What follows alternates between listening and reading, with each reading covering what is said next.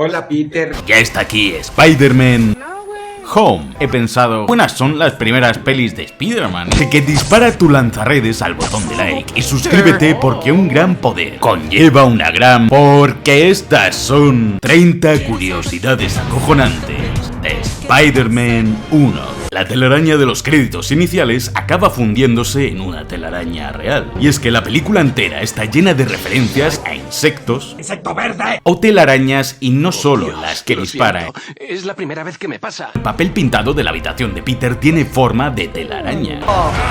Webstring significa tela de araña. Un anuncio antiplagas en pleno Times Square. El Duende Verde fumigando a nuestro héroe, o Peter estrellándose contra una enorme pared justo en la luna de un coche pintado en una valla publicitaria como haría un insecto.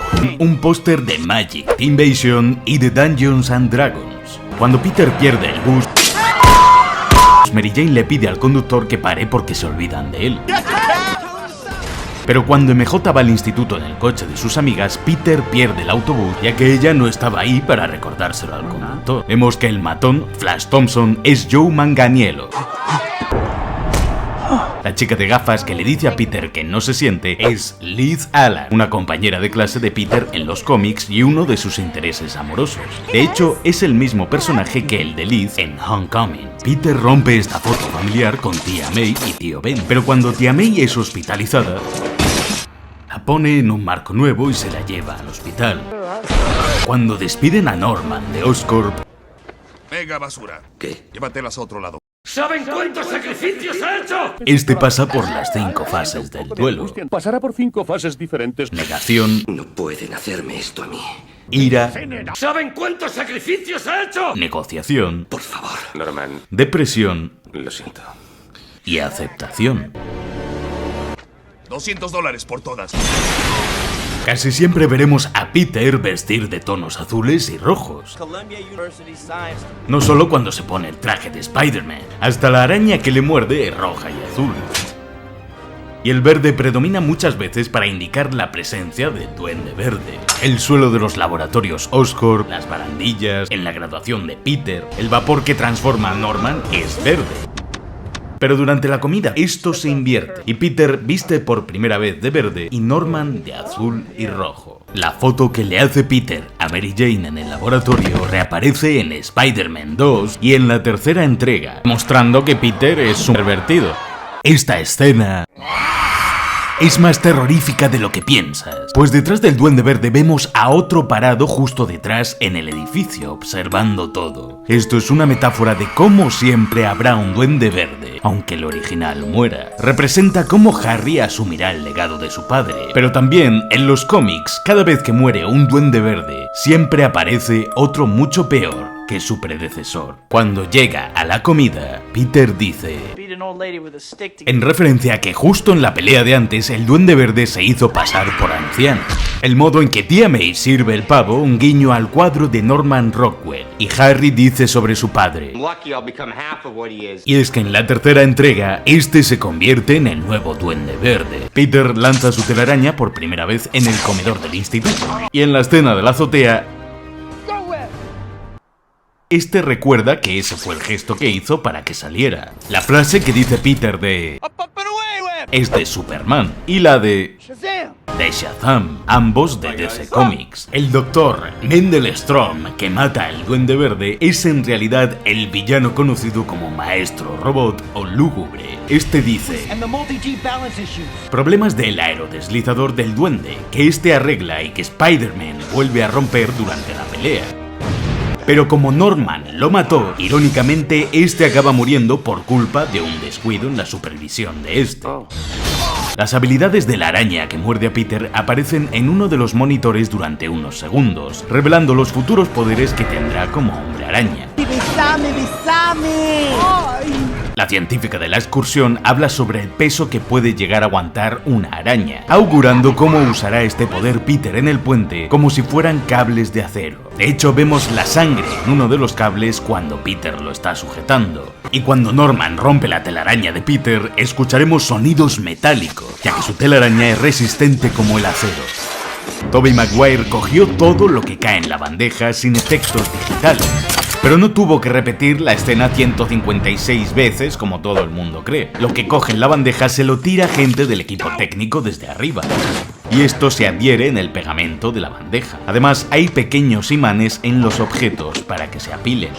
Cuando Peter se dobla hacia atrás y ve a Mary Jane boca abajo, es un guiño al futuro beso que se darán más adelante. Un beso tan legendario que se parodió hasta en Shrek.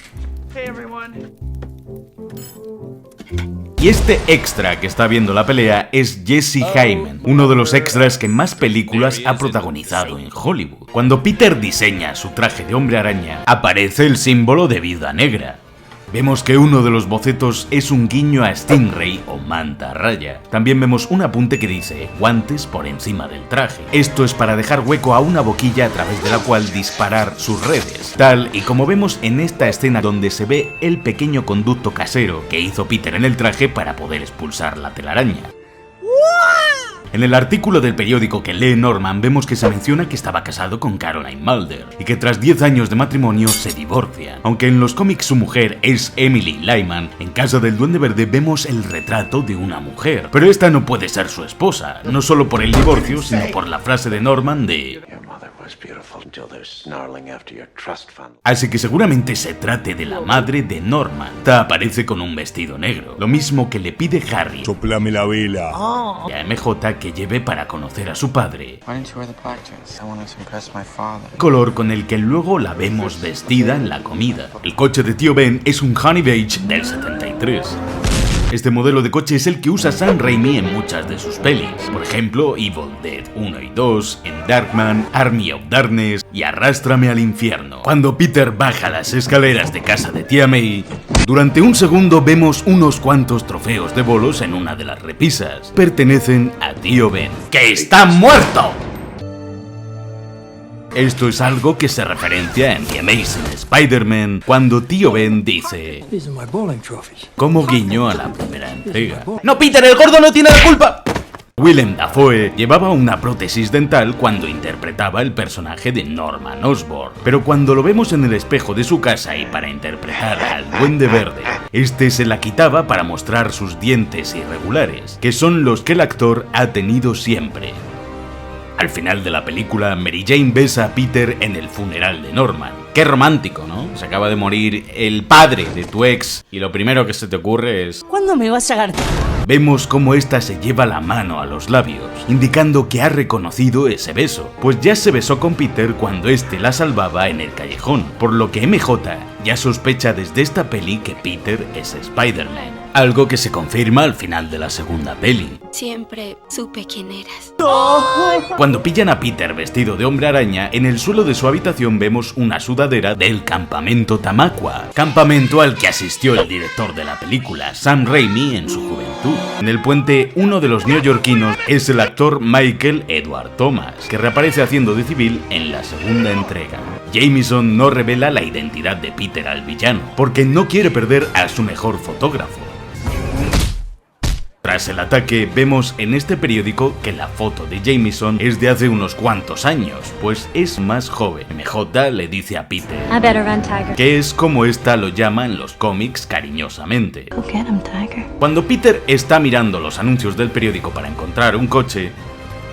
No, Peter, esa clase de anuncio no. Alfa Romeo es un guiño a un modelo de Alfa Romeo llamado Spider. Robbie dice, en referencia a Eddie Brock, que aparecerá en la tercera película. MJ trabaja en el Moon Dance Dinner, una mítica cafetería neoyorquina del Soho, que ha salido ya en series como Friends o Sexo en Nueva York. MJ le dice a Peter lo mismo que le dice Norman a este cuando muere. Y Peter menciona a alias el villano conocido como el Lagarto, que aparecerá en la segunda entrega. ¡Deja de ojearme el bulto! ¡Qué pedazo! En una de las escenas podemos ver reflejadas en los ojos de Spider-Man las Torres Gemelas. Estas aparecen en varias escenas muy fugaces de la película, hasta incluso en la televisión, pero algunas escenas fueron eliminadas ya que el 11S había sido un año antes del estreno de la película. Una de las matrículas de la policía que vemos es el número 1927, el año en que nació Steve Ditko, uno de los dibujantes más míticos del Hombre Araña. El texto de este periódico aparece repetido y podemos ver al cómico Jim Norton haciendo un cameo, y a Lucy Lawless, la actriz que interpretó a Xena, la princesa guerrera. Lo hizo un mago. Así como a Ted Raimi, hermano del director en el Daily Bugle. Ted Raimi hacía el papel de Joxer en la serie de Xena. También aparece Stan Lee en el balcón, que el otro día resucitó para promocionar un NFTs. ¡Mamá, papá! ¡Stan Lee ha muerto! Sí, es muerto de ganas de venderte un NFTs. Y este extra es Nicholas Hammond, quien interpretó a Peter Parker originalmente en la serie de los años 70.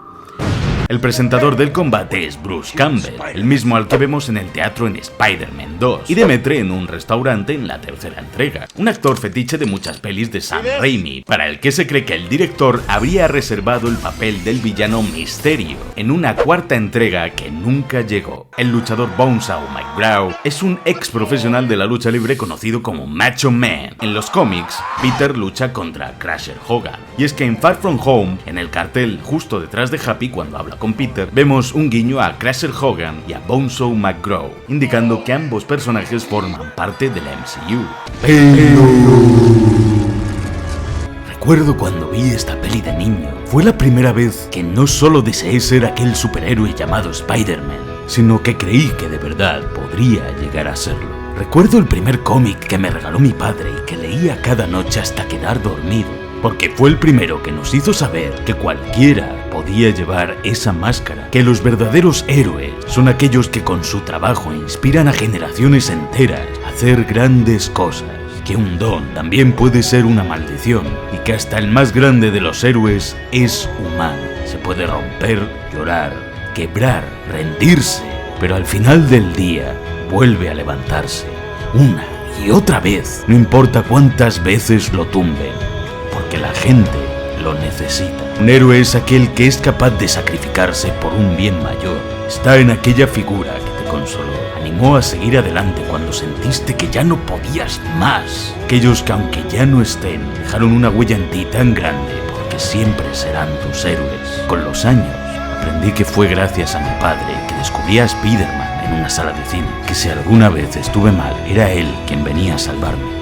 Los mayores héroes son aquellos a los que nunca les agradecemos lo suficiente lo que hacen por nosotros, porque un gran poder conlleva una gran responsabilidad.